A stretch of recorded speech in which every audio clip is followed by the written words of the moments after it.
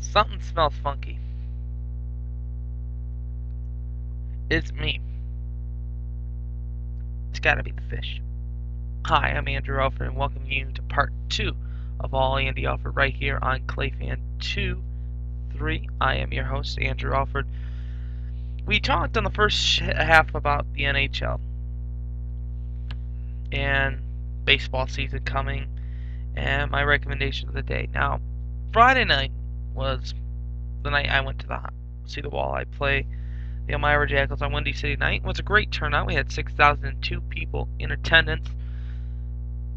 1,000 less than, actually 998 less than what we wanted for a sellout. But I mean, it was great. I mean, I had a fun time. We all went to sidelines before the game and had a blast. Went into the rink. It was a good crowd. Good crowd. It's all filled up. Too bad the hockey team sucked. They lost 7-2 to Elmira. Richards got the loss. Elmira had 34 shots on net. Toledo had 27. They scored 4 goals in the first period. Who was the team that was leading, had a 6-game winning streak going into the All-Star break? And who was fighting for a playoff spot?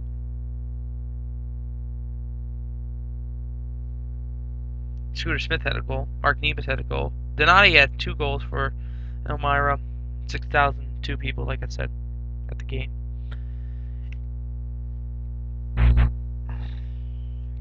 I mean, I'm 0-3 this year for Walleye games.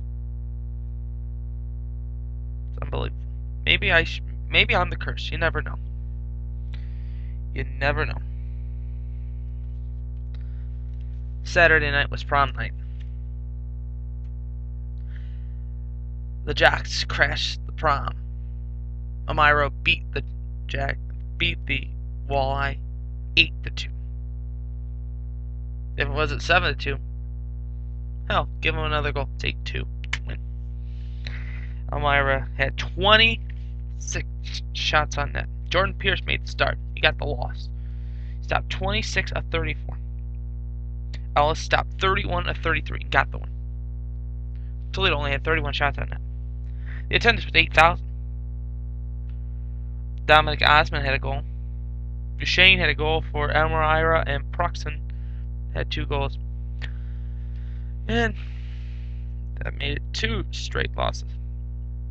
And I didn't attend that game. They went on the road on Sunday night to play Kalamazoo.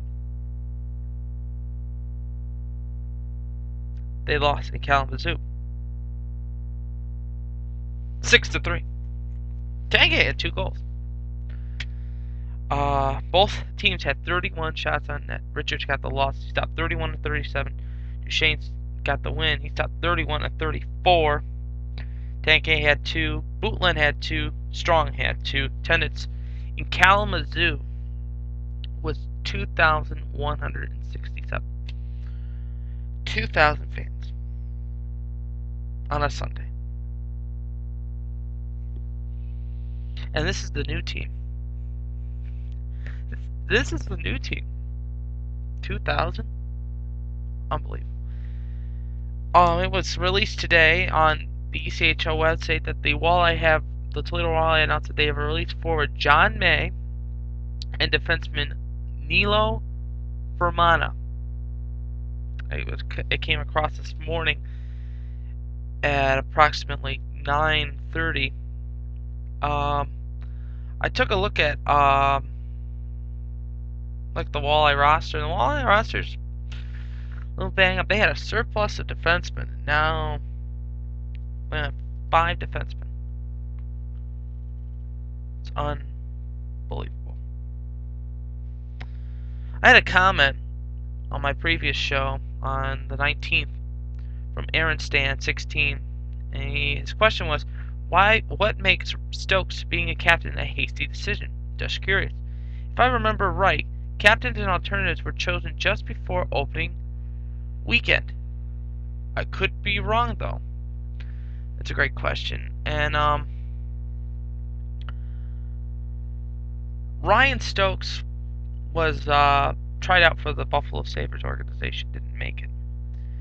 And right now, Stokes is playing for Rockford. He's playing for the Rockford IceHawks. Now, who's the captain of the team? People say it's Malcolm McMillan. I believe it should be Maxime Tanguay. Tanguay's doing a great job. He's had 2 goals. He's been helping out a lot. He's had a point in the last 3 games. Why can't you give it to Tanguay? But looking at the standings, let's see, and I have them all written down here. So don't say that I don't know my facts. I researched this. In the ECHL, North Kalamazoo is 23, 13, 4, and 1 with 51 points. Cincinnati is in second. They have 25 wins, 16 losses, 0 overtime losses, 1 shootout loss, and 51 points. Toledo is in third place. They dropped from first to third in a matter of 3 games. They're 23, 16, 1, 3, 50 points. They're still in a hunt, but overall, they're really falling apart right now. Wheeling is 22, 18, 2, and 1 with 47 points. Wheeling wins tonight. They play tonight against, I believe, South Carolina. They win tonight, 49 points. Toledo doesn't play until Saturday against Johnstown. In the conference, Toledo is 4th in the conference.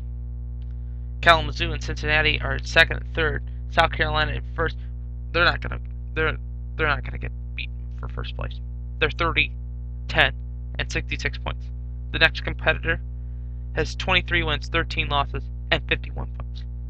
There's no way that South Carolina is gonna be the number 1 seed. They're gonna be the number 1 seed in the American Conference. The cutoff point is 8th. So right now, this is who would be in the ECHL playoffs: Wheeling, Reading, Charlotte, Florida, Toledo, Cincinnati, Kalamazoo, and South Carolina.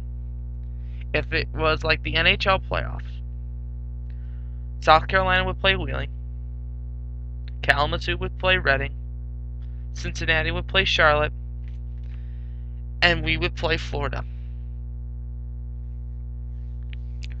If you remember, opening weekend, we only got, I believe, 1 win. No, we got 2. We got 2 wins. But it's not going to cut it. Remember, Walleye are not home until February 12th. They're going to be on the road for a while. So let's hope that they can continue this run. So I don't want to see them in last place. Do you really want to see a last place team? I wouldn't think so. I'm Andrew Alfred. I hope you have an excellent day. And remember, as always, I'm pulling for you. We're all in this together. Especially for the Walleye. Victory is sweet when you have tasted defeat. Remember, baseball season's coming.